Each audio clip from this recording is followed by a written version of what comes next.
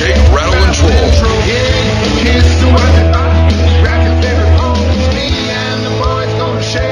A show for the serious fishermen as well as the novice looking for tips from the pros. Shake, Rattle, and Troll, brought to you by Bill Lute Chrysler, Jeep, Dodge, and Ram. I-17 and Camelback Road since 1927. Yeah, we got the power, we got the speed. We're running wide open on a midsummer breeze.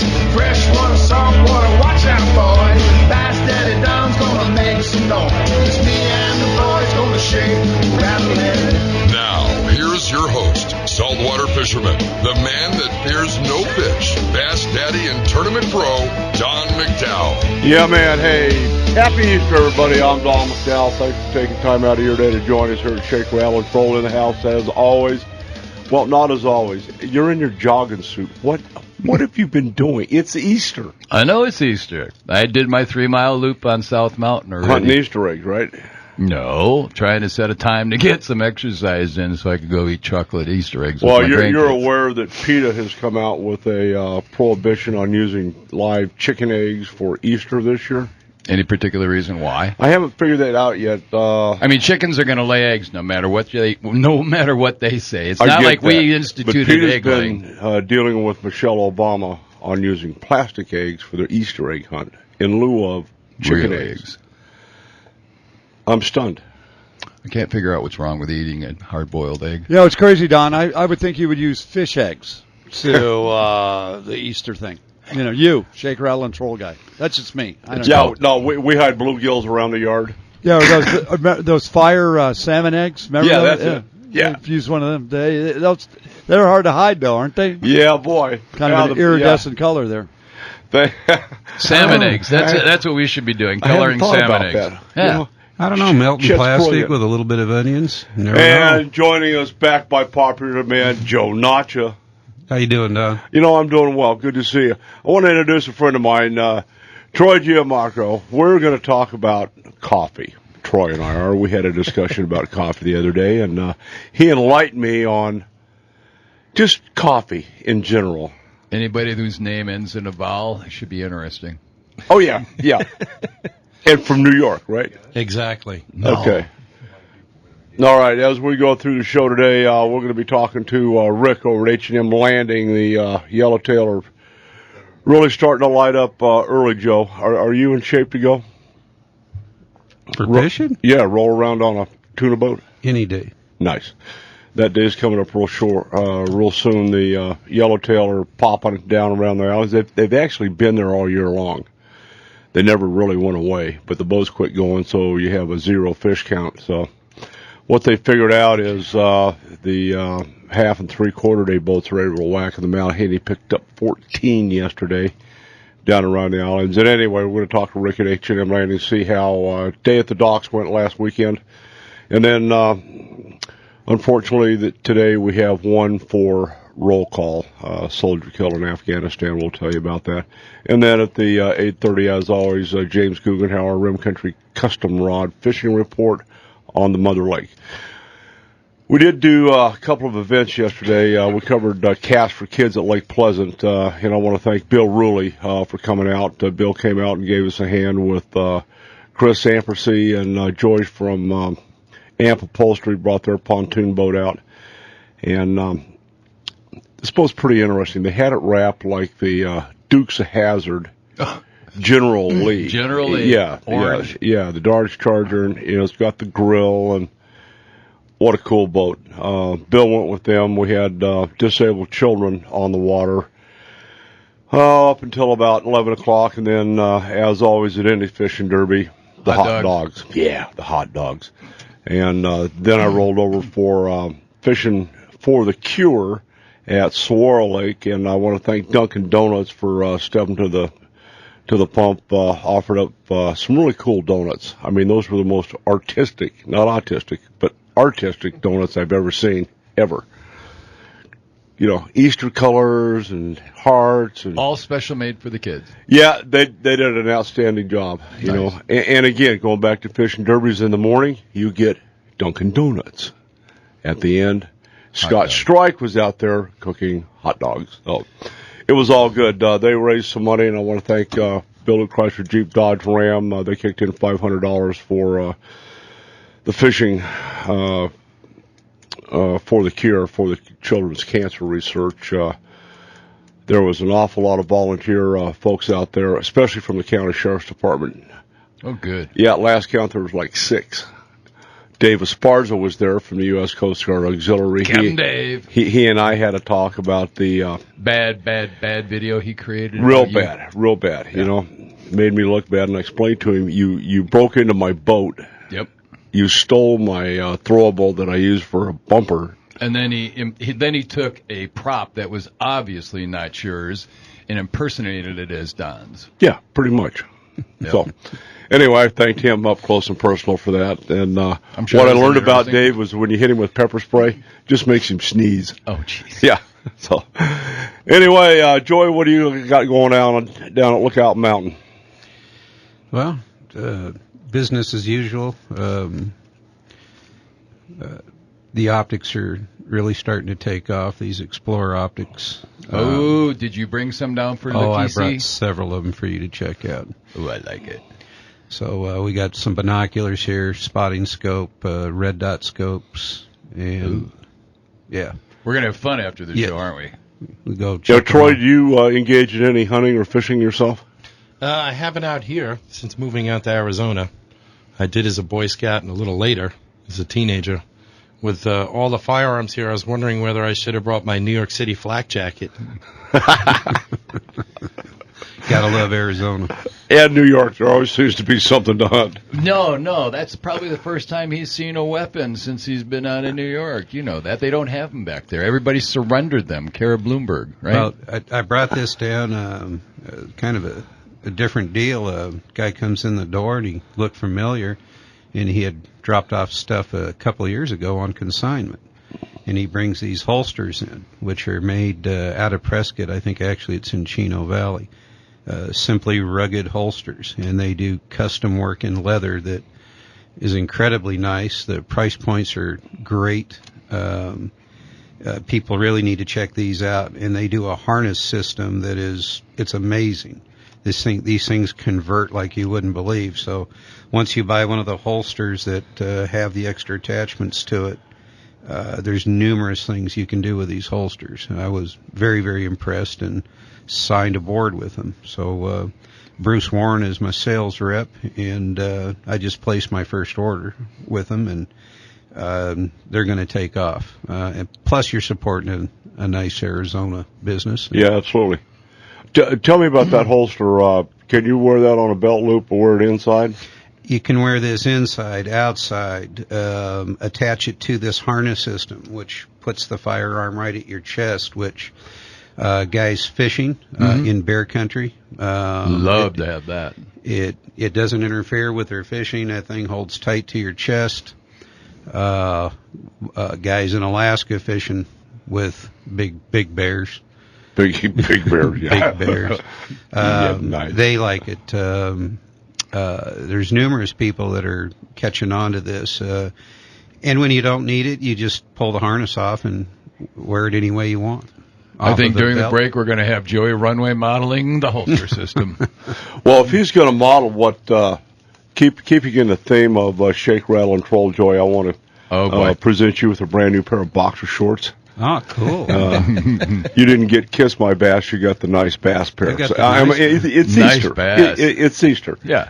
And Troy, I don't know what you're laughing at. There's your pair. Now, wait a minute. So, You know, have here, a gray felt mark? Pat, thank get the you. camera. We got a photo op Oh, right here. Thank you, absolutely. sir. Yeah. I don't think the FCC's going to allow us to do that, guys. I think I got to step in here. It is Easter, by the way. Okay. Well, that's These are gifts. staying in theme with Explorer And Optics. you realize that everybody around the planet can watch this show if you go to our website, www.1100kfnx.com, and click on the webcam. So I'm thinking between the break, maybe just not saying. a good idea. I'm just saying. Yeah. Wow. It is Easter. You know, we'll stay between the lines. So For a first time. So is he going to model the boxers with the holster on? Oh, there we go. Yeah. I'm thinking. I'm thinking, yeah. Yeah. Okay. His bride's laughing. Okay.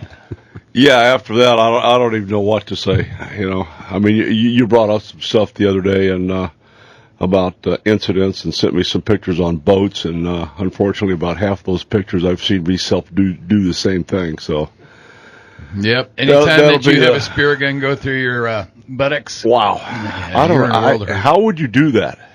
Somebody got excited, and the guy was in the wrong place at the wrong time. Yep. Was he trying to be Steve-O and pierce his cheeks together or something? Oh yeah. This. I'll shoot you the email. Just amazing. It's amazing. And some of, I was talking to a couple of guys last week. Bill Rui's one of them. If you don't fish, you tell people what happens on the boat, happens to the boat, happens while you're in the boat, even sometimes while you're not in the boat. It's just they look at you like you have lost your mind. So, having said that, the question for the day is, what are you dunking?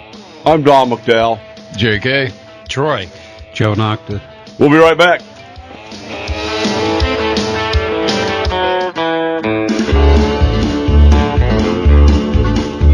There's so many rules for things that matter to me, like driving on beaches and a license to fish in the sea. All righty, we're back. Troy, how long have you been here in Arizona? 2 years now. 2 years. Is it kind of cultural shock coming from New York? Well, I took a little time, and I was in Miami for 10 years, so they tell me... Is that like a 10-year stopover? Yeah, you go down there, no one can stay married or stay out of the water. That's where we had a lot of fun on the boat, but we didn't do a lot of... Well, we did fishing, but not necessarily for the kind you could eat. Nice. Okay, we'll leave that where it is and move right along. No. Well, you and I were talking the other day about coffee, and, I kind of shared my sentiments on Starbucks with Troy, and what's the... Oh, my God, don't even get me started. Well, yeah, you made some good points. And used to be able to, when you grew up in New York, used to be able to say, I want a regular coffee, and they knew you wanted coffee with a splash of milk and 2 sugars. Or if you wanted a light and sweet, you wanted a little extra milk and 3 sugars. Or if you wanted it dark and sweet, it was just black with 3 sugars in it. And now, comes along Starbucks, and you go in there, and I got to know Latin, so I got to go back to Catholic school. Or it comes from the deepest dark Africa, so I got to order the Shaka Zulu. And then it's so thick, you can't even drink it, so they got to put caramel and whipped cream in it. And if I wanted a sundae, I'd go to Carvel. I just want a coffee. And now even the regular places you go in and they ask you, do you want milk and sugar? Because they don't know what a regular or a light and sweet is anymore. They've ruined it. Well, yeah. I don't think this man likes Starbucks. That's why America runs on Dunkin' right there. There you go. Yeah, buddy. Other than their political views, which are as far to the left wing as you can possibly get. Dunkin's mission statement is to serve a great cup of coffee, which they do, Absolutely. and give you a fresh donut. I mean, how simple is it? You don't have to be hungry to eat a donut, right? Never, man. I'll tell you what. Yeah. Had 50 kids out there and about 12 dozen Dunkin' Donuts. Gone. They can consume donuts in a heartbeat. Well, fishermen as a whole, they'll pound the donuts down. No pun intended? No, none. Absolutely. It's absolutely the truth. And see, everything we do, you start at registration at, first, you have to be there. You launch at first light, which is historically 20 minutes before the sun comes up, just so you can see what you're about to bump into. But the tournament directors, it's on them. So they go down and buy the leftovers from Costco or Sam's Club, whatever it is. So, at Randy's tournaments, you never know whether you got a fresh donut that he bought the day before or the donuts that you had last month that were left over that you're consuming today. Any prepackaged goods have enough preservatives in them so that they all taste like they're fresh. Dunkin' Donuts, however, you'll know in a heartbeat. Like the ones you brought in this morning, they're awesome. They're fresh. Yeah. Light, and they don't have that heavy taste. And it's not like a hockey puck. That's my only analogy. Joe knows this. One of the things that we keep in the bass boat are Pop-Tarts. Oh, they have disgusting. no shelf life. They will outlive MREs. Trust me. Yeah, but you're the one who talked about putting them under your armpit to warm them up. That's toasted. Yeah. You warm them up while you're going. I mean, some of these, we have 30, 40-mile runs. Let's just say 30 minutes under your armpit, it warms that part. And then if you put a little mustard on it. I know, then mustard was coming. We call it lunch. So, you've been there. You know that. Yeah, when you get hungry. Yeah. It's all good. It absolutely is all good. That's one of the nuances of fishing offshore. You have live anchovies. They're wonderful with a little mustard. You can take it to the other extreme, like just before dark, picking up 4 or 5 nice grouper trolling out at Tortuga Island. Oh yeah. And the boat captain filleting it and doing fish tacos with fresh grouper. Yeah, buddy. Now that's a meal. Yes, it is. Yeah. All right, let's finish up with this holster deal. That is pretty interesting. They put a lot of thought into this. The manufacturer. Okay, you say this is custom made. What's custom about it? Obviously, it's a new deal, and I get all that. They're taking every handgun they can get their hands on, and they're doing molds so they can continue making. So this one is marked XDS. So if I brought you a 40 caliber with a flashlight on the rail that I wanted to holster, they could do that? They can do that. It's a soft mold. I mean, it's not that hard. When you get that leather wet, and it's not a real heavy gauge leather, when you get that leather wet and you do a soft mold on it and you keep it in place for about 48 hours after it's been wet to dry out, you've got it formed. But what they're wanting to do is get as many guns as they can get their hands on, which they have a ton of them. That happens to be one of my personal goals. To have a ton of guns? I'm just saying, yeah. Well, of course. I'm working on it. It's like money. Can you ever have too much money? You can't. Well, yeah, Troy was asking if we bought silver today, and I explained to him that we buy lead. We invest in lead. There you go. Yeah. I'm surprised they haven't talked to the feds, because aren't they the ones running all those programs to get all the guns? They should go to them. They could put holsters on everything at that point. Well, apparently these were used. These guys' holsters were used in Afghanistan. For military use? Yeah. So I do believe, yeah. Yeah, I've got. That would make sense based on what they're doing over there. You want something always at the front and ready. Oh, you have to. Yeah. Yeah. So little by little, they're doing, more firearms, more handguns, revolvers. They do custom work. If are they doing anything for rifle cases? Not yet. No. Okay. Not that I know of. But it's a very unique design, and being in top quality leather, you're pretty much talking a lifetime. Holster. So. For, this setup here, you'd be probably around $150, and it's for life. Yeah, boy. So take the harness off, wear it inside, outside, belt it. I mean, it's just very, very versatile. And I was impressed, and that's why I placed a first order. Yeah, very nice. Very nice indeed. And people can check it out on simplyrugged.com. They just go to that website and you can check out all their stuff. That's good stuff. How big of a problem, Troy, when you left New York, were firearms as bad as media makes it sound? Really? No, like I said, I was in Miami for 10 years, and there were, you're in New York and you see a lot of legal guns, about illegal guns, but when you go to Miami, there's a lot of illegal guns, so I think it was worse down in Miami than it was in New York. Nice. Well, I don't know how nice it was, but everyone,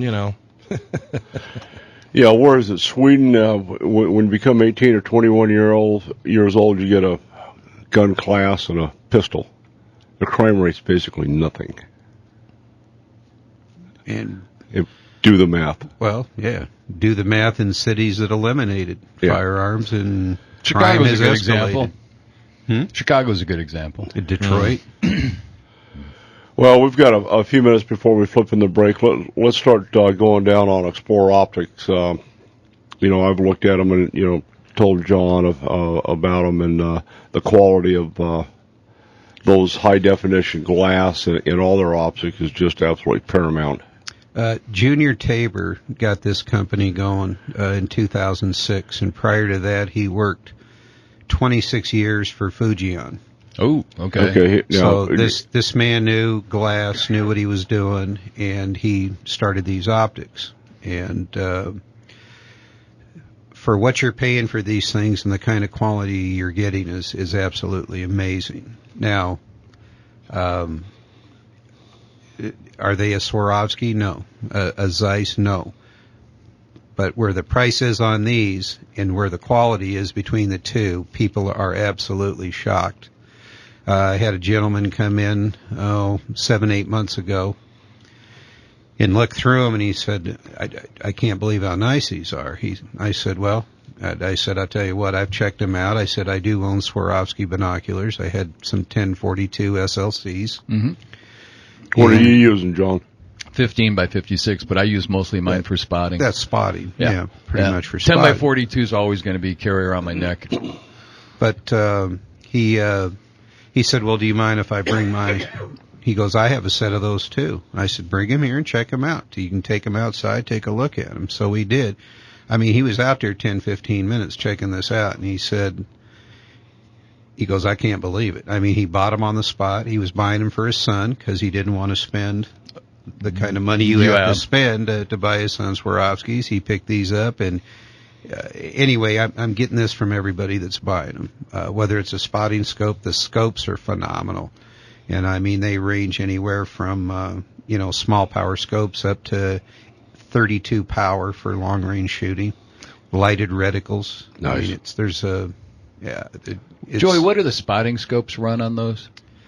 Spotting scopes would run about 200 to about 400, depending on which model you get. Serious? $400 for the top of the line? And that's a 20 by 75 by 90 millimeter exit tube, which optics, so you've got great light gathering capability with a big objective lens. That's what we want, light gathering capabilities. That's the key. So, I took them out, used them on... Okay, hold that thought. We'll finish that up. Right now, we're going to stand down. Thanks some of our sponsors. Remember, every month at Bill and Chrysler Jeep Dodge Ram is Truck Month. I'm Don McDowell. We'll be right back.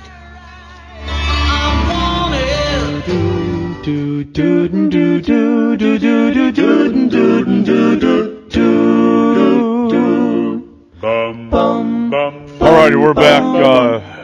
Nacho on glasses. All right. During the break, you took a pair out. The 10 by 42s, I took them out. And the verdict? It's like anything else. You look at a price point, and then you look at what you're seeing.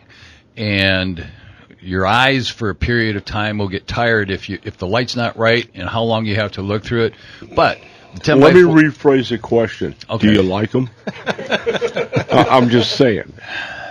I do. Okay. I really, really like them, particularly for the price point.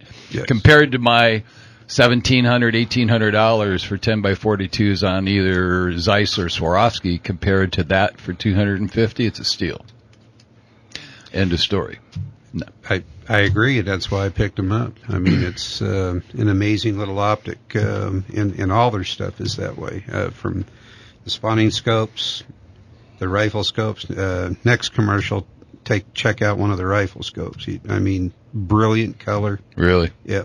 I was impressed by the clarity and the amount of light it picked up, because I looked downside dark and upside into the light. You know as much as I do about that. And when you're looking into light, does it filter out the yellow, and how do you see what you're seeing? And I'd like to see it in low light, but it doesn't matter. I mean, for anybody using it, Valerie, would you please turn the lights out, please? Ooh, mood lighting. Mood lighting in the studios for our optics testing. No, I'm impressed. They feel heavy. They don't feel cheap. I mean, Bushnells, you can buy them all day long and spend $250, and you're not going to get 1/10 of what you got out of that. I agree. I agree. This is, I think the guy's really got something. Junior's got something going here. And where are they located? He's out of Texas.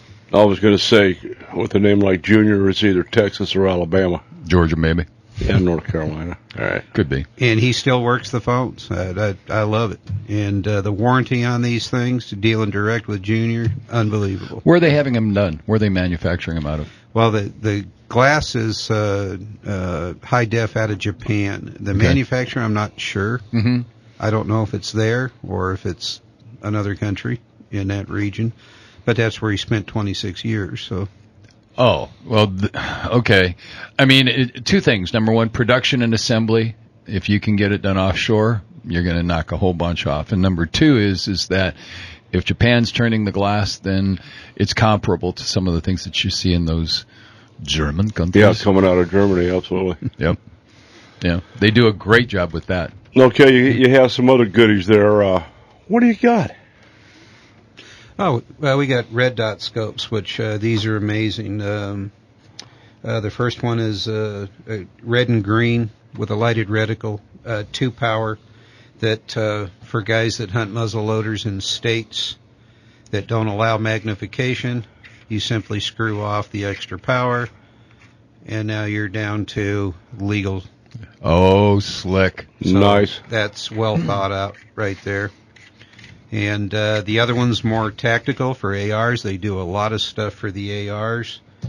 This little guy here, which is railed on top, so you can do flashlights or lasers, whatever you want off the top of it.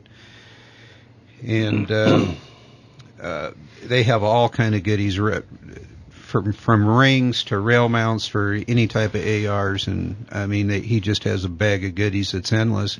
And again, you can check these guys out on Explore Optics. You just Google that and it'll punch up. Just Explore Optics, that's it. Punch that up. It'll go to, from that website, it goes to Nature Smart. They have different names for the scopes and whatnot. But if you just punch up Explore Optics, you're going to get to his website and you can check it all out. And their flashlight line is amazing. Oh, no. Oh, yeah.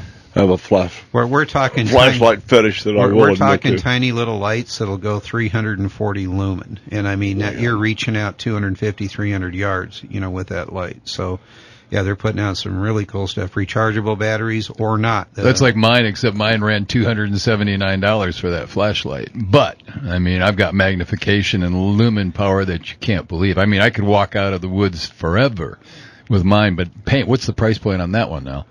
That's under $50 for that 340 lumen light. See, that's just wrong. That's just wrong. Hey, you got it. It's unbelievable. They have one that looks like the little miniature mag lights that are, 3 inches long and about yay big around, putting out 240 lumen.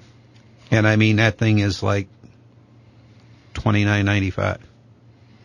Can you bring me one so I can look at it in the dark? Yes, we can do that.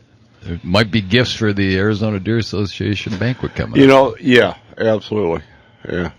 As well as That's perhaps some of those binoculars. Yeah, what's in your backpack? And like with those flashlights, most of them have adjustable beams, so if you don't need 340 lumens, you can cut it in half.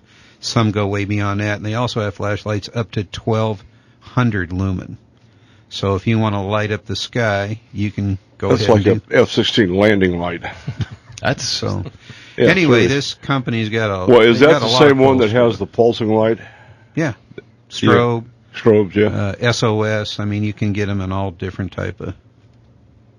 Really? SOS Yeah, light. that's what you want on your tactical shotgun is that strobe. Disorient the soon-to-be victim. I'll tell you what, based on Commissioner Mansell's push last weekend, we now have extra units for night hunting. Yes, for five new predators. units. Yeah, I mean this.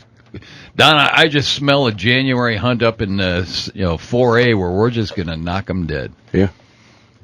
This is becoming fun. I was thinking the only way we were going to do it was a full moon night, but nah, I don't think so. Not with this stuff. 1,200 lumen. Those coyotes are going to sit there and stare forever, going, "What the heck happened?" Yeah. I went to the light. Mm-hmm. They're going to go to the light, all right. Well, Joey, I'm impressed. That's pretty cool stuff. Huh. Yeah. No, I'm. He's fiddling, folks. Yep. Well, I think the big thing is before we endorse anything, we really study it, and I think this is an outstanding product, for our venue. In the quality, in the price point, I don't think you can beat it. No. They're scoped like a standard 3x9x40 with high def glass, lighted reticle. It's $200. Bam. So, I mean, it starts from there, and like I said, you can take them up to 32 power for guys that shoot long range. And, Troy, here's the deal. Joey's got a real interesting operation. Lookout Mountain Outdoors.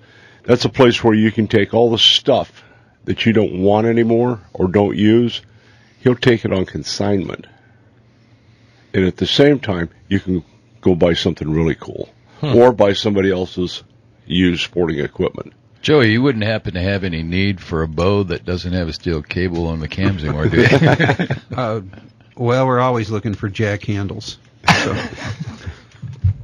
Grind them down into walking sticks, Joey.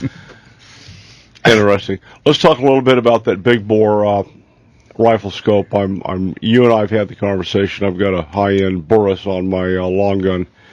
What do I need to put on that 30-06? How far are you trying to reach out? Well, here's the problem. I don't have the elevator post on mine. It's dialed in. It's inch high at 100, dead on at 200, and then I have to start messing around with raising it through the. 30-06 is not exactly a flat, fast shooting No, bullet. it's not. No, about 300 yards I've got to raise, quite a bit, and then you get into situations where you're ranging stuff at 500 to 700, 800 yards, and the weapon's fully capable of making that shot, and I've done that shot, but you have to start doing some math, because you don't have the automatic click, click, click over to 700, pow, yeah. If you're trying to reach out that far, at your age, Don, you probably need to get out. I beg your pardon? Ooh. Oh, nice. Oh, I love that. You gotta go home with that pair of shorts on your head. I'm just saying. Or just a pair of shorts. This scope I have here, one of them, it's 4 to 16 power by 50 millimeter exit tube. Well, at my age, with a lighted reticle. Does it come with a wheel so I can wheel it through the woods? At my age. Is there a little section at the bottom for reading so you don't have to put your reading glasses on? At Don's age, he needs that. Troy. Troy's turning on me. Hey, at my age with a titanium hip, trust me, I'm... Yeah, I didn't want to bring that up. Yeah, okay. So no, that would be a 16 power would be more than enough to reach out to that kind of yardage. In fact, you could probably get away with less than that. A 12 power might get you out there. 12, yeah, I think I'm going 6 to 24 now, which is another problem because when you start getting into thick cover, 6 power just blows everything up. You can't see what you're about. It down. I have a 2.5 to 12 that actually I just put on Valerie's, her new elk gun, which, that's right, she got drawn for bull elk this year. Here we go. Oh, here we go again. Here we go again. All right, having said that, we're going to stand down and thank some more of our sponsors. I'm Don McDowell with Joe Nocta, Troy, JK, and we'll be right back. All righty, we're back. Joey, I was talking with JK the other day, and, for the guys who don't know you, and Troy, you'll find this pretty interesting, I'm sure. He's been over in Africa 11 times shooting stuff. What was the weight on your big Black Death, big Cape Buffalo? Both of them, actually, one with a bow, one with a rifle. They were both around 2,000 pounds. Nice. But 2,000 pounds with an attitude. Yeah, about the size of your Prius, I'm saying. Mm-hmm. Yeah, well, something occurred to me. You're out there in a blind, ground blind, being quiet, and you have top-line apex predators, which you're not one of. What do you do, let's say, to when you have other animals coming in, mess around the water hole, start sniffing around? I don't know. Let's say a troop of baboons comes in. How do you handle it?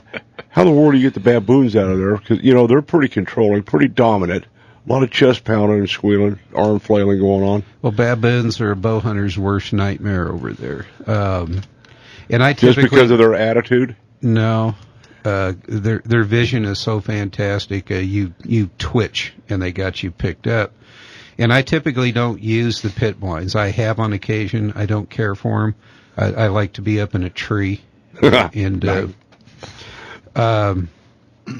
but baboons, if they catch movement, they back away from the water hole, and they won't leave. So it eliminates Anything coming in. Sure. For hours and hours and hours. So I told a professional hunter what was going on, and he gave me a little weapon to use, a quiet little weapon. Ooh.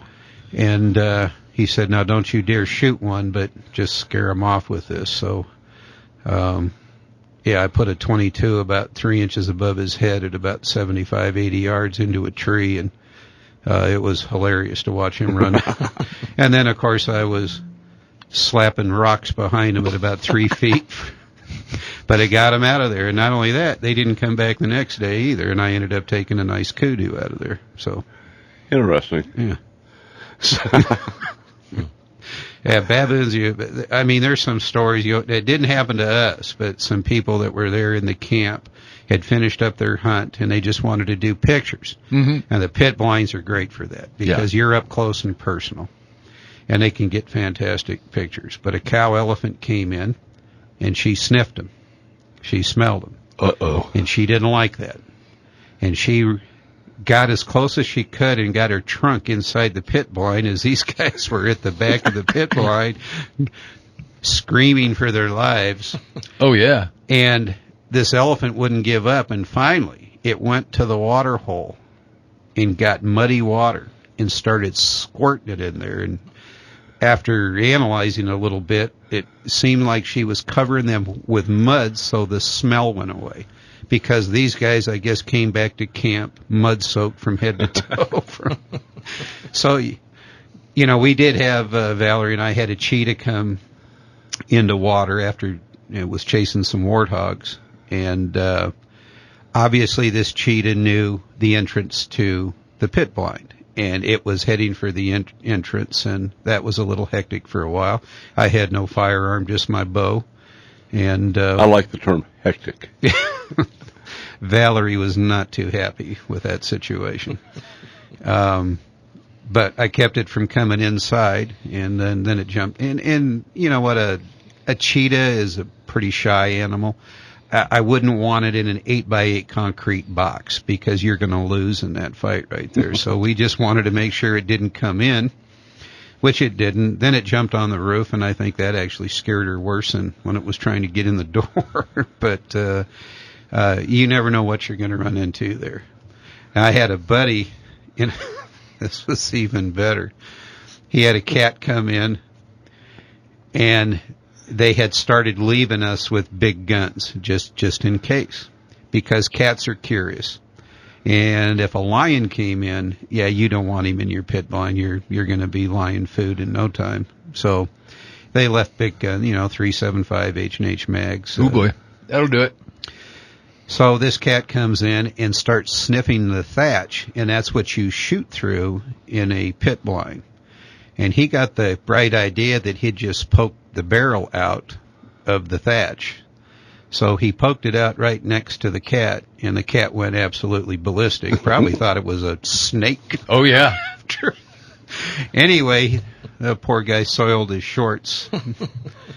And he swore it was a leopard. And I said, nah, man, not during daylight hours. I said, it's probably a cheetah. No, it was a leopard. Anyway, he actually got video of it. Not of the whole thing, but he got a video of the cat before it came over and started sniffing it was a cheetah? It was a cheetah. Yeah. So it wasn't a leopard. So, again, a lot more shy animal, especially towards humans. So, but again, you don't want one in your pit blind, as you're going to lose that fight. But how do they make those? Those are cement? They pour a concrete bottom, and then basically it was 8/16s with rebar in them, poured solid. At the fronts, they leave about a 2-foot high by 6-foot long shooting window that they take thatch and just, make it tight. You literally have to carve out your own shooting hole.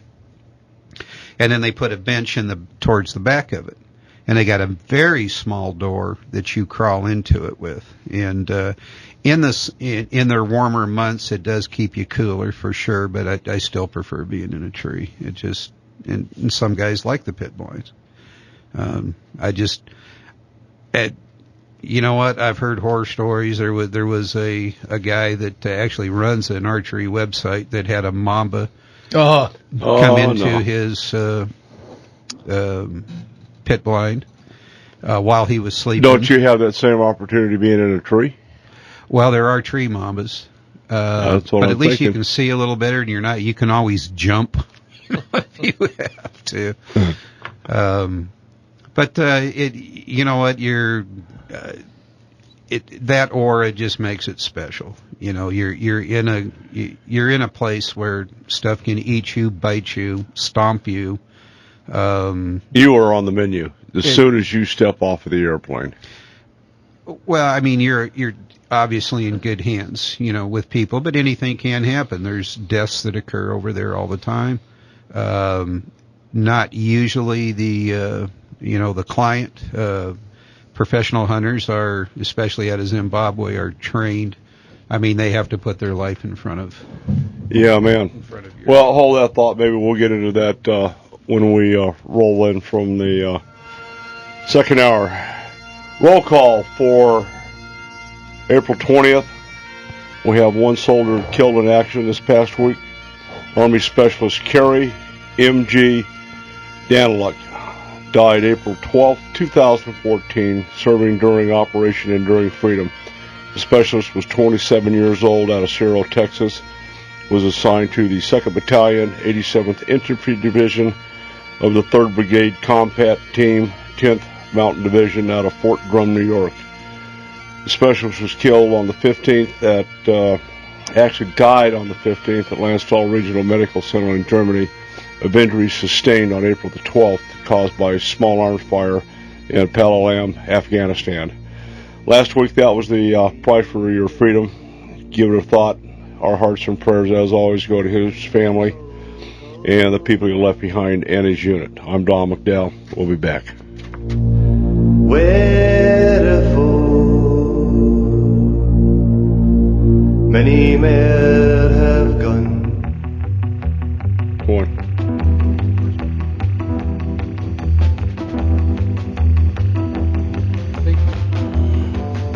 Alrighty, we're back. Wow, that sounds like California music. Hey, I'm Don McDowell. Welcome to the Easter edition. Shake, Rattle, and Troll. Hope you guys are having a good day. Remember, Jesus is the reason for the season. Yesterday, we kicked in on the Fishing for the Cure. We talked about all the guys going out there, but I want to thank Bobby Wright and all the fellows from the ACCA for showing up. They had about 18 boats on the water, JK, taking the cancer kids out fishing. Good. And Clay Lippincott from Total Bass Addicts was doing the weigh-in. They had, I think, 17 bass fishing boats out, slugging it out for a hot dog at the end of the day. And anyway, it was just nice to see all the guys that show up at Fishing for the Cure. And then we had about 50 bass boats and pontoon boats out for the cast. So, having said that, we're going to move along. The music took us right to downtown San Diego with our buddy Rick there in the tackle shop at H&M Landing. Rick, happy Easter, man. Hey, happy Easter, Don. What is going on? What is going on with these yellowtail? They never went away. Well, they've been here since January. It's been, up and down. Yesterday was kind of a down day. Our three-quarter day boat only got 14, hooked about 30. But they're big fish. There's a little bit of a mix of fish. There was a few 12-pounders, but there's also a couple fish over 40. Nice. So, they're big bruisers. Eating the surface iron, eating the yo-yo iron. I heard of a couple fish caught on live mackerel too, but most of it's been on the jig. Kind of a run and gun situation, but it has changed the last few days. They actually were able to anchor up in a couple of spots and get those fish to come to the boat. Pretty interesting. What's your prognosis for albacore? Are they going to come in early, do you think? You know what? We've been looking for albacore for 8 years.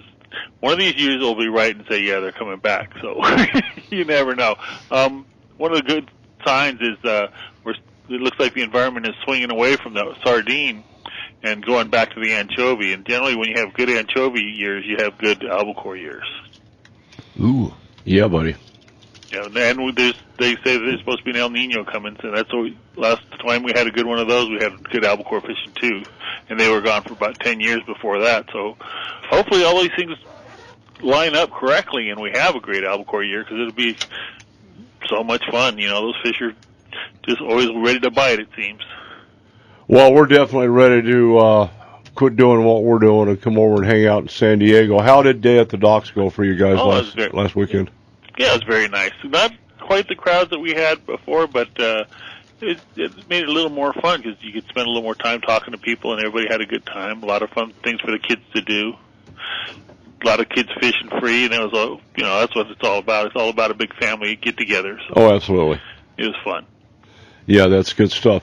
Well, we want to wish you a blessed Easter day, and hope there's some Easter eggs in your basket at the end of the day.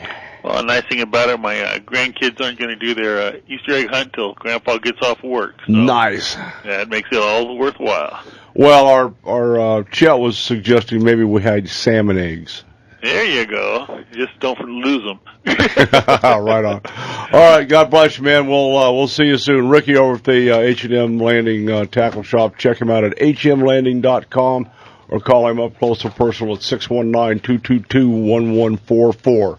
H&M Landing. Happy Easter, guys. You too. Hey, we do need to do the run this year. You know that. Yeah. That's a given. I'm thinking week after next on a Wednesday. On a Wednesday. Yep. You're welcome to come along. Get your feet wet. Yep. Yeah, we've got all the tackle. Rick, H&M Landing is a really cool place that's recently been completely refurbished. That whole landing area is brand new. Rick's our go-to guy. You go in there and you get your permit, get you signed up on the boat. And if you don't have rods and reels, but if you go with us, you'll have rods and reels. But the quality of the equipment that they have, man, they take really good care of it. And I'm not nervous at all taking one of the rental rods. It's got good line. Reels are lubricated. As an amateur, let me ask you this, Don. What does something like that run you for, say, a day? If you want to go out for a day, am I looking at maybe like 150, something like that? $110, wasn't it? Yeah. By the time you get your permit, you have to buy an $18 permit. Okay. You know, so I start with the permit, and then I'd say I want a rod and reel, and I've got to get some bait and stuff. Yeah, you're looking around $1.25 or so. Okay. Well, it's boy, considering if I'm born and raised in Denver, Colorado, it costs $1.50 just to go skiing. I think I'd much rather be out fishing. Yeah. For that. Yeah, that's a very reasonable price. Yep. Shorts, flip-flops, little sand, some palm trees, and maybe a little Jimmy Buffett. Yeah, absolutely. Yeah, nice. That's good stuff. Yeah, I'm hoping the albacore come in. Troy, what happens annually is usually the first week of May. Now, these guys are early. The yellowtail come in first. The albacore hit about 3 or 4 weeks later. June 1st. The bluefin come in after that. Then we get seeing dolphin, mahi, if you will.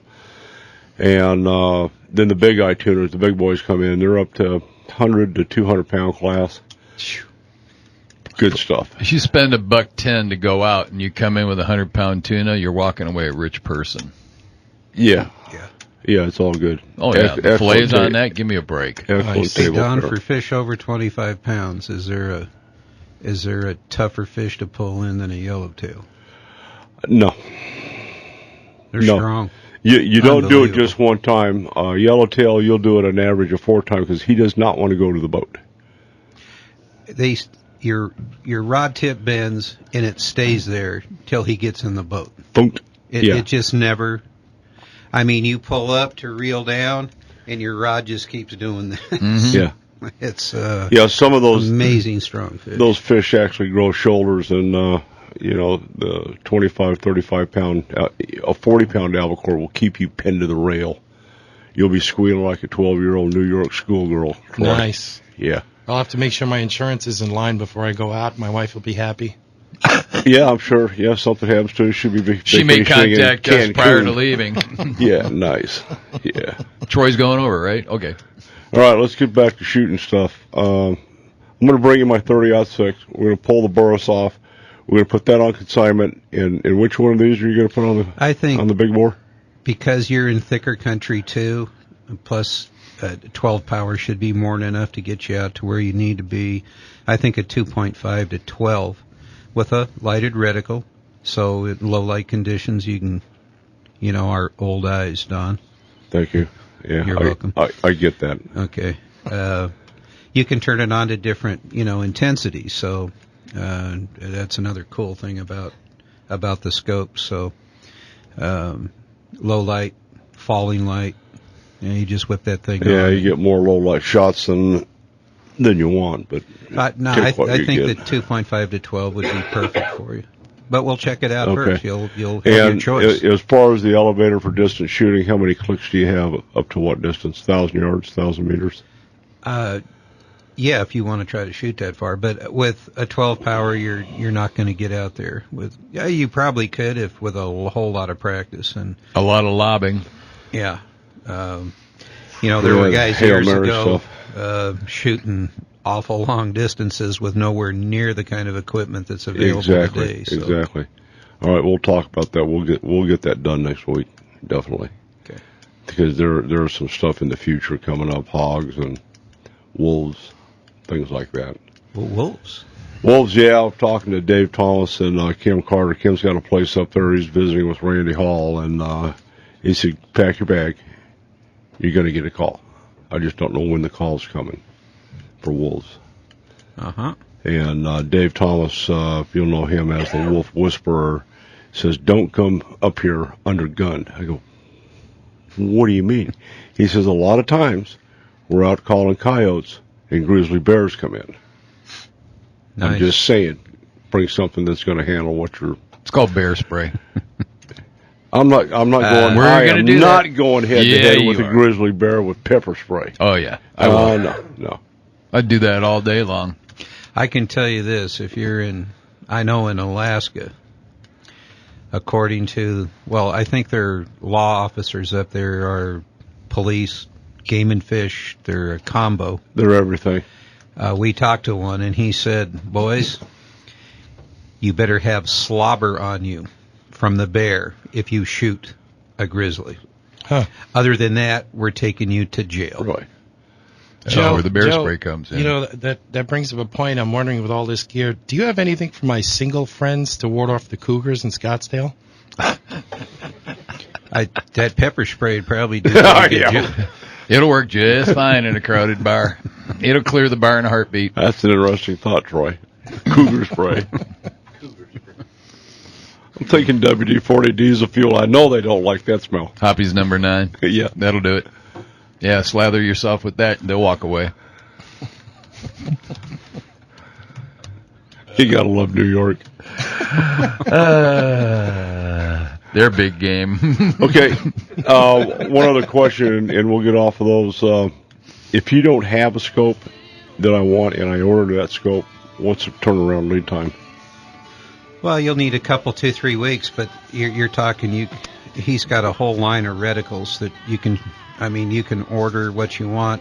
You can actually get online and look it up. We've got to stand down. Thanks some of our sponsors. I'm Don McDowell with Troy and Special K. Joe Nocta. The old guy. The old guy. Yeah.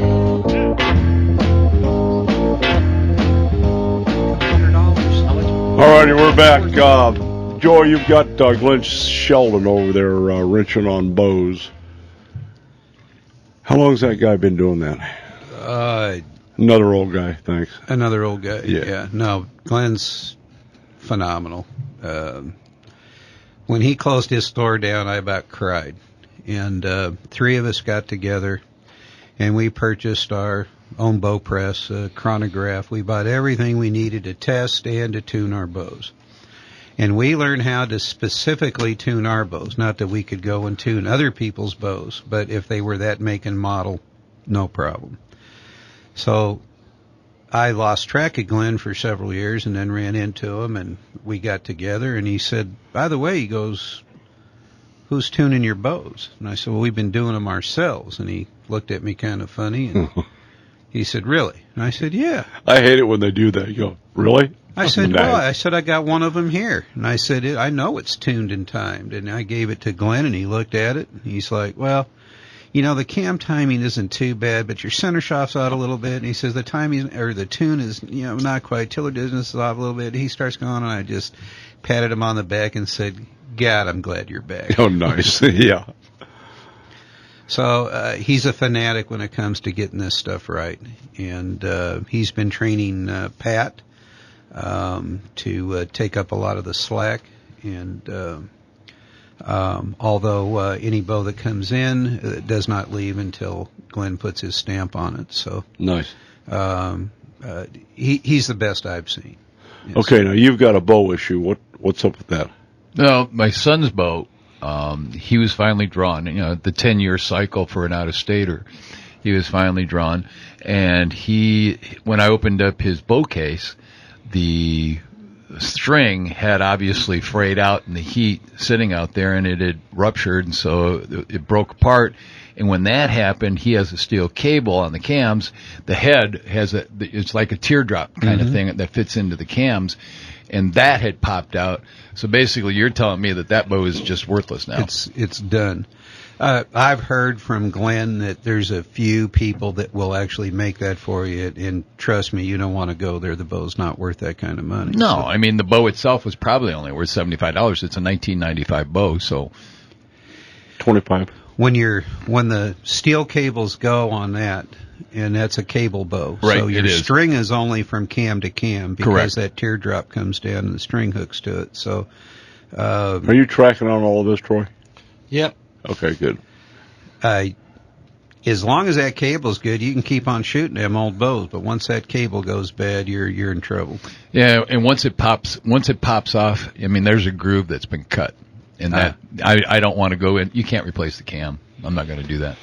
JK, we're getting ready to do the Rum Country Custom rod fishing report. Is that for JK? Yeah, Joy and I decided that you need your own starter rod. So I stopped by Big 5 Sporting Goods, and I found a starter rod for JK. You'll like this, Troy.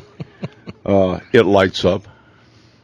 It has a little rubber Shakespeare fish here that you can practice with. A nice red fiberglass rod. Does it have micro guides? As a matter of fact, yes, it does. And anyway, we would like you to have this Iron Man beginner rod. Oh, nice. Oh, so is that cool? Yeah. See, this way he doesn't have to use my kid stuff when he comes on the boat. Aha. Yeah, You mean no bird's nest? No. No. Oh, this is priceless. It is. It's a nice little enclosed clear, the clear spool cover. Mm-hmm. You can see what's going on when I fumble it. We call it fling. Yeah. It's not a Papio Pocket Fisherman, though. No, Pat has that. Yeah. We used that last year out at the Princess. Yep. That was fun to fish. Catching catfish. But this is awesome. You know as well as I do, grandson number 1 and grandson number 2 are going to have fun. That's for you, JK. Thanks, Don. I really appreciate it. I'm just saying. You ain't saying, you're just saying. Got to have good equipment. Start with Iron Man. Hoorah. I may let you come along on my son's elk hunt this year or Joey's bride's elk hunt because you're not getting drawn again, are you? No. Thank you. I get to go on the archery hunt, too. Good friend of mine's son-in-law drew a You didn't get drawn either, right? No. Oh, okay. No. Want to go wolf hunting?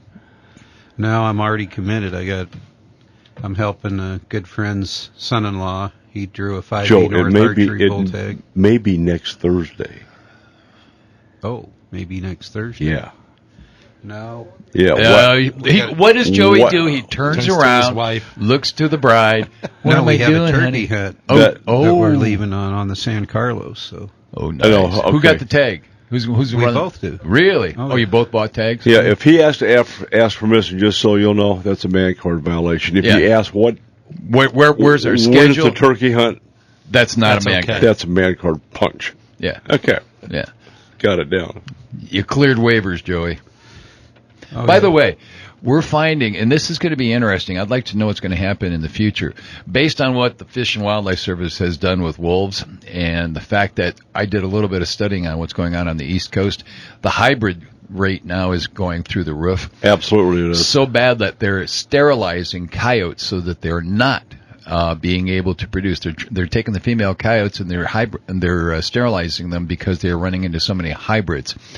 What's going to happen in the future when, and we know this will happen, if you get a coyote that's in heat and a Mexican gray wolf breeds with her, what are we going to do and how are we going to monitor those? There is no provisions for that whatsoever. No. If they expand this population at all, we're going to have some serious issues because you're going to be shooting what you think is a coyote, and in truth will be 50-50, half Mexican gray wolf, half coyote. Then they're Puerto Rican.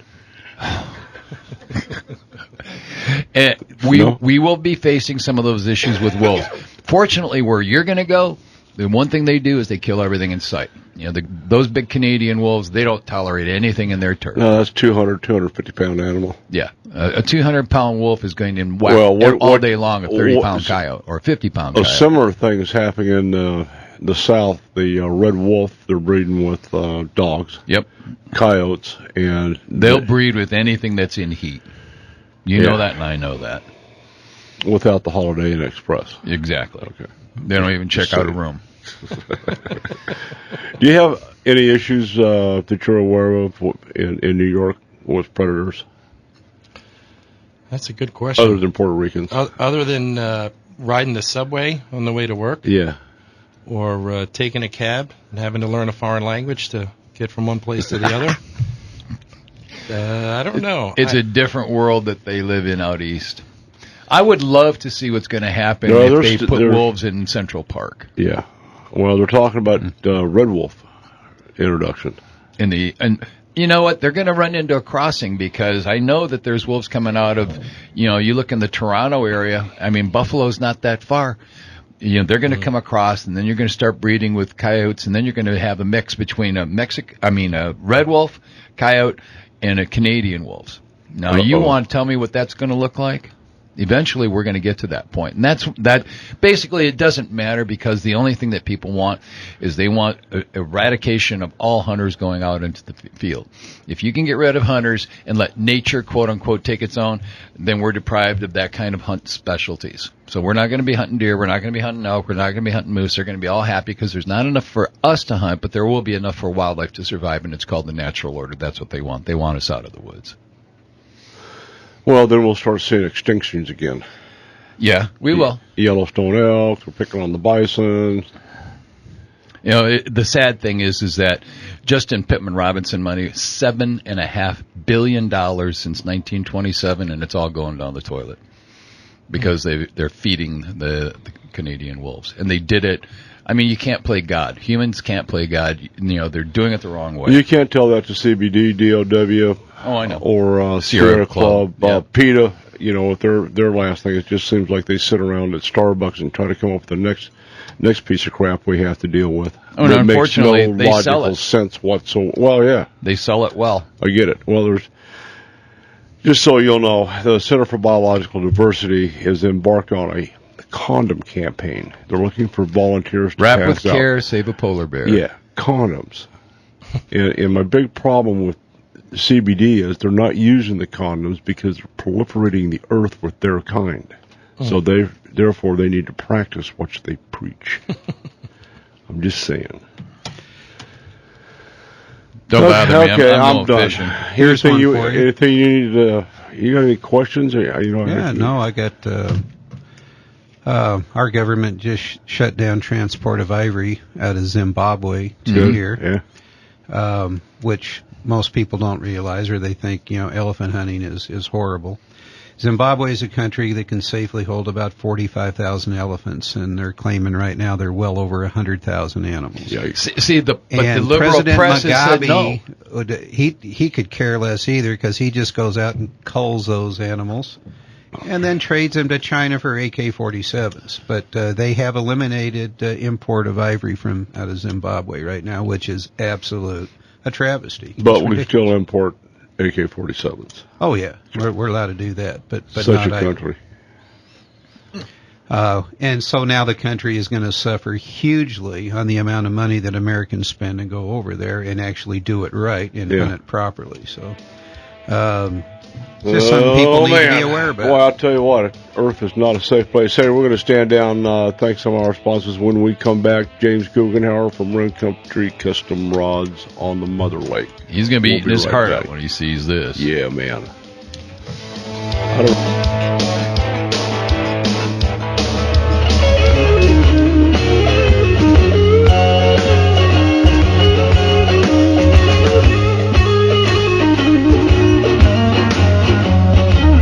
Alrighty, we're back. We're going to switch gears, go to downtown Payson, where the weather is always nice. Master Rod Builder. Still waiting on him? Okay, anyway, while we're trying to get James, you got a spotting scope up here. What's that? This one, let's see. This one is a 15 to 45 by 60. It's unbelievably lightweight. This is what you would call a packable spotting scope. Check the weight on that, Don. Wow. So man, guys are taking that and they're putting it and they're strapping it to their backpack. Boy, that's nothing. It weighs nothing. And still has the high def glass. Very, very light. Holy smokes. Crystal clear. And I've sold a bunch of those, and I've actually used it. I've packed them in on Dan and Tammy Sheep Hunt, the couple that were in here on your show. And use that and the 90 millimeter tube. Do you take trade-ins? I still have my 1969 spotting scope I bought from Kmart. Well, yeah, we can put that in the historical section. Nice. You do have that. Well, you and I are the same age. I took a chainsaw in the other day to get it fixed, had it worked on a little bit, and the guy says, wow, where'd you get that? I said, oh, I've had it for a while. He goes, yeah, about 40 years. I'm not fixing it. We don't work on those anymore. No, get out. All righty, we have our master rod builder. James, good morning. How are you, sir? Good morning, Don. Happy Easter. And same to you and yours and everybody in downtown Payson. What's happening on the Mama Lake? Appreciate that.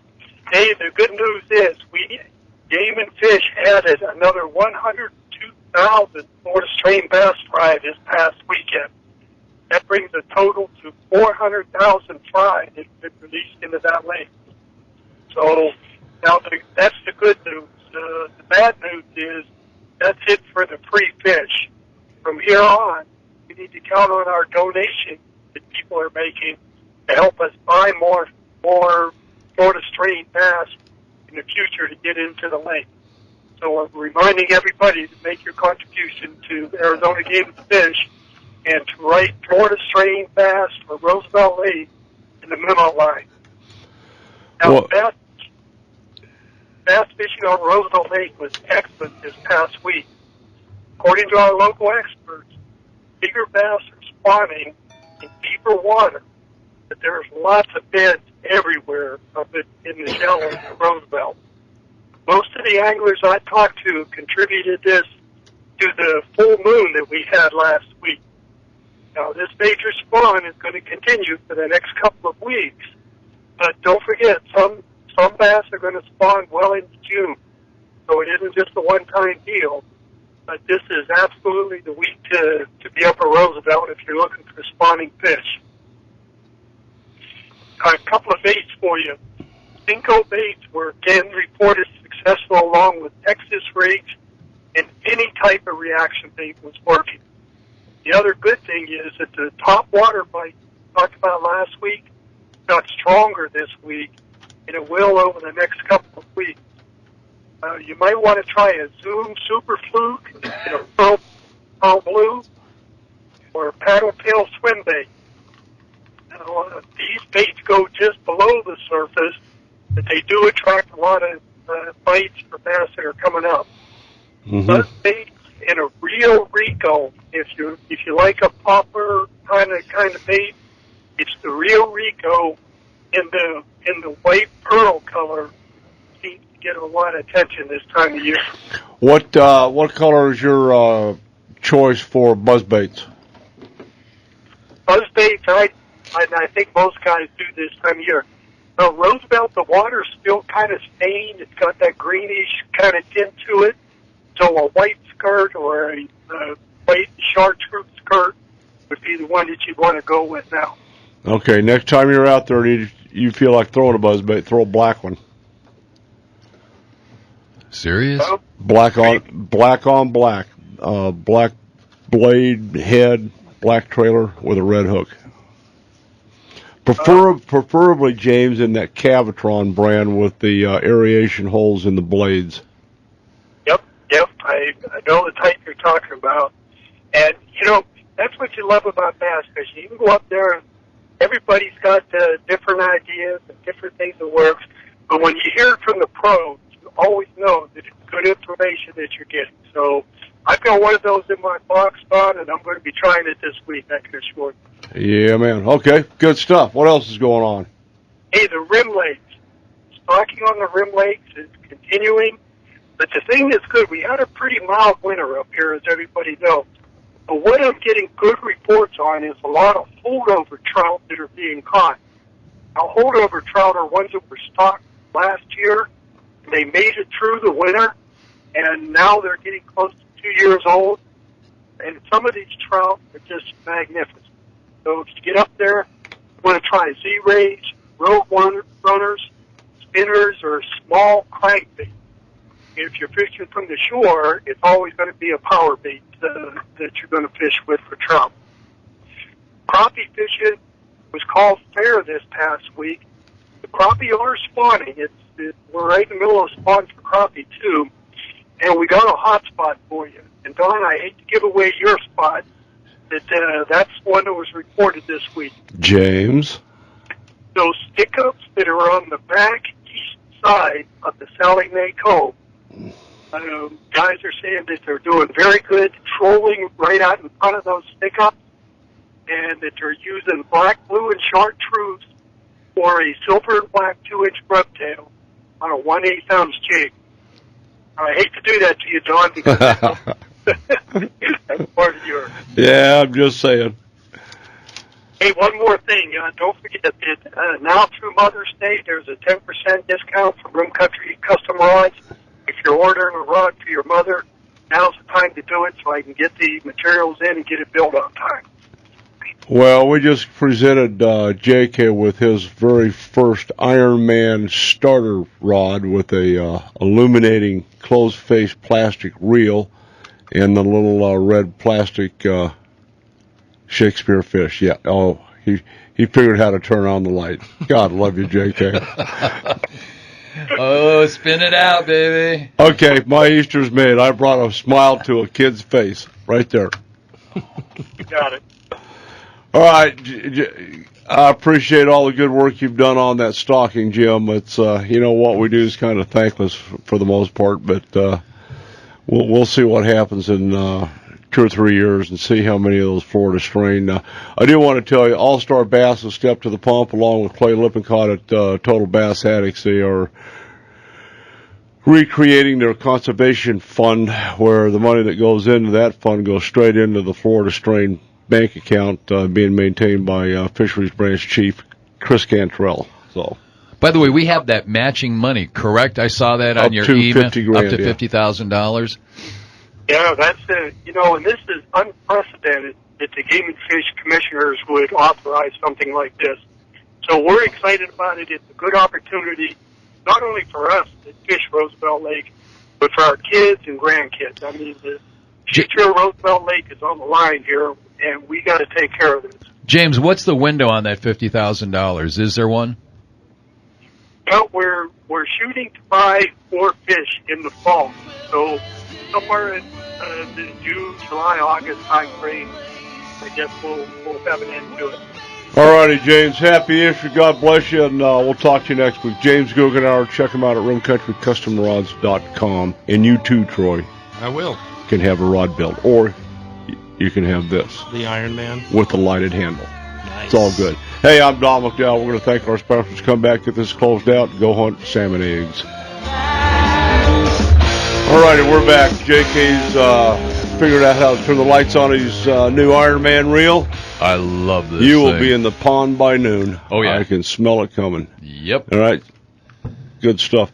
Joy, anything to add on behalf of Lookout Mountain Outdoors, Explorer Optics, Glenn Sheldon, Well, firearms? You haven't talked about firearms yet. Okay, Troy, listen up. Mm-hmm. Here you go. we sell guns. Guns. And we invest in lead. No, but I think people should really check out this Simply Rugged holsters on the web, and check out Explorer Optics on the web. I'm going to be handling, anything they sell. I'm going to eventually have it all in the store, but I have quite a bit of product in there right now. So, You do. yeah. Glenn's always going to be there, and Pat, and we are carrying these Max HD sunglasses for $20, which you ought to see how nice that glass is on these sunglasses. That won't work for me or you because we are magnified. Okay, well, When I get to be your age, I'll try and do that. for I'll worry people about in that their then. 40s or younger, we have actually I still use them, and they work. I can actually see long range. I have trouble with the stuff up close, so You can't get them in Sun- prescription. sunglasses work for me. Oh, sure you can. Not for 20 yeah. bucks, so. Yeah, try finding anything like that. They're going to give you a microscope, yeah. Yeah, good stuff. Any questions from you, Troy? I noticed the eyebrows going up and down on some of this stuff. No, I'm going to bring my brother-in-law out there. He's going to be like a kid in a candy shop. So, and maybe I'll get myself out there on the range with him too. Now that I'm in a state where we like our guns and we shoot the right way. We always have sales on handguns, long guns. So there's always He has quite a something. few consignment handguns in there and rifles, as a matter of fact. And one of the cool things about going to Joey's place at Lookout Mountain Outdoors, a couple blocks north of Bell Road there's always something new in there that somebody didn't want anymore. And it's just amazing. It's like going through a tackle box. Exactly. Yeah. Or a garage, a good garage. Yeah. Yeah. You know, where a guy hunts and fishes, and you walk in, you go, Oh, "Oh, yeah. you can put that up for sale? Really? Oh, how much you want?" Yeah, yeah. Mm-hmm. Wow. Now, you have coming in the near future some Gatling guns and the snake eye thing. Gatling guns? Oh, check this out. Yep. Chuck the gunsmith, who is pretty amazing. He's a machinist. Okay. Okay, so, this guy does barrels, does anything. Actually, he manufactures parts and restores weapons.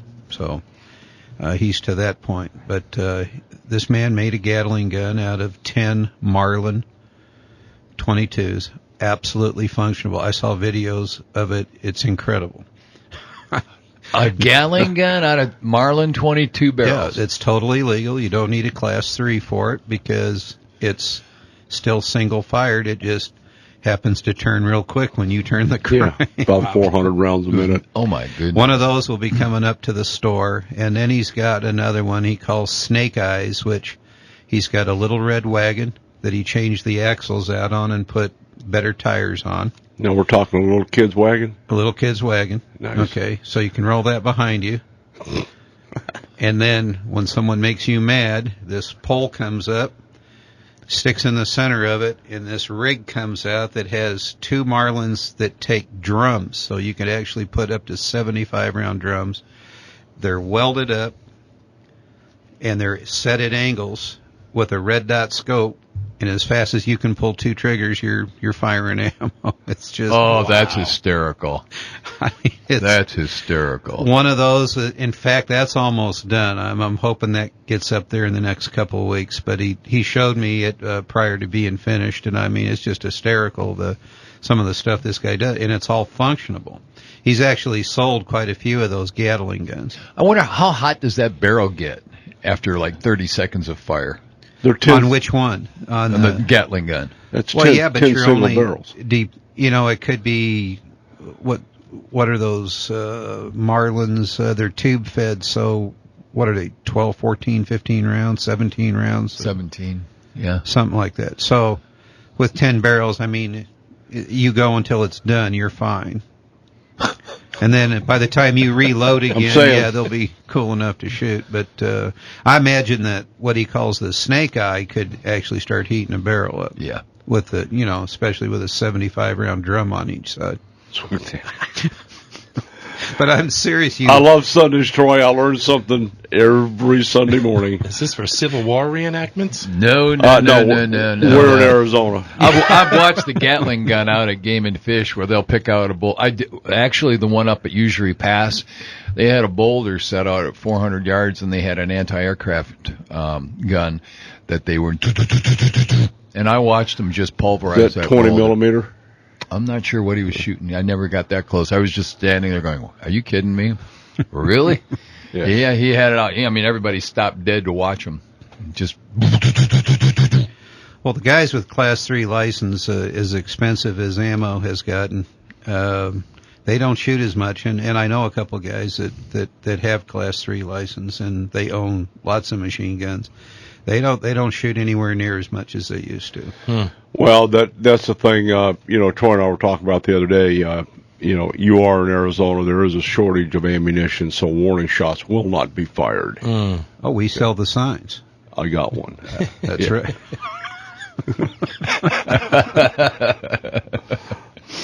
Oh, Joey, it's we're all gonna good, have fun man. Today. Yes. Troy, anything to add about Troy? It was a pleasure to be here. Well, God love you. Thanks for sharing your Easter Day with us. Well, thank you. After this, I'm going to have to go on an Easter egg hunt. I think half of it will be PETA approved and half of it won't. Yeah. Means plastic and real are out there somewhere. Yeah, I don't get where PETA's coming from. It's just, the conservation world that we live in, the guys that drive. Don't go there. Hybrid vehicles, let's say, wear the Birkenstocks, hang out at the Starbucks.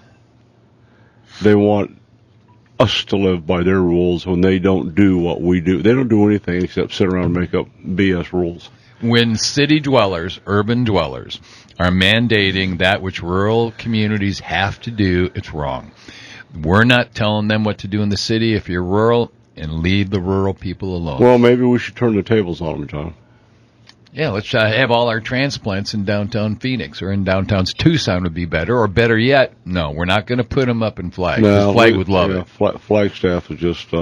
that's a safe harbor zone for Mexican gray wolves. We refer to Tucson as Berkeley South. Mm-hmm. Tucson Flagstaff is Berkeley North. We have the East Coast. We have the left coast. Mm-hmm. Then we have the coffee war. Duncan's winning. America runs on Duncan. There it is. You got two corners of the country trying to tell the rest of it how to live and what to do and what to watch. Well, it's interesting since McDowell's decided to take on Starbucks, and they have the same kind. You have to, figure out. You can't get Domino's for biscuits. Small, medium. Yeah. Give them $20, light a candle, you're good. What happened to small, medium, and large? Now we have Grande and what else? Grande, Vente, and there's another one. I don't know what it is. Why do you know that? Because I used to go to Starbucks. I won't do it anymore. No, absolutely not. No, I'm just out about. I think I've got one Starbucks gift card left for some. We give them to the homeless people when there's, when we get the $5 ones. We give them to homeless people. Buy a Starbucks, God bless them. They're disadvantaged to a certain extent. So we give them a place to stay for half a morning with $5. There you go. Yeah. Any final words, Joe? No, I think you summed it up. He's shaking his head. But I appreciate being on the show today. Had a good time. What kind of lead time is on getting a bow wrenched on with Glenn Sheldon? Depends what it needs. If it's a complete string change out, the strings typically have to be ordered. You can't. There's so many bows and different draw lengths. You can't stock strings. Yeah, you don't want to stock strings for 750 different bows. No. Yeah, you can't do it. So we have to order the string, and then when the strings, Glenn won't let a bow go out unless the strings are stretched, that he properly tunes and times the bow. Does he stretch them before they go on? Oh, yeah. Really? Yep. I'll tell you what, you do not want to go out with everything freshly new on it without shooting and practicing But on it. apparently there are outfits selling bows that are taking it off the shelf and handling it to Yeah, here you handing go. it to you. So we've had a few come in, and we're not going to mention any names. Yeah, I know. What does it rhyme with? I can't go there. Don't go there. No.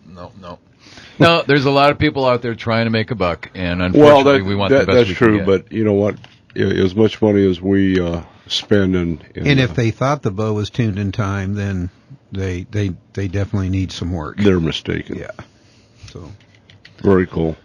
Well, Joy, you've come a long way at Lookout Mountain Outdoors. We're happy to endorse Explorer Optics and all the fine work that Glenn Sheldon's done. He's been around for a long time, and back to the Gene Ramsey and the Lee Hawken days. And oh yeah, it's good stuff. You're dating yourself, Don. Yeah, old guys rule, JK. Been around too long. Young ones haven't gotten it figured out yet. They won't listen to us. They have to go make their own mistakes.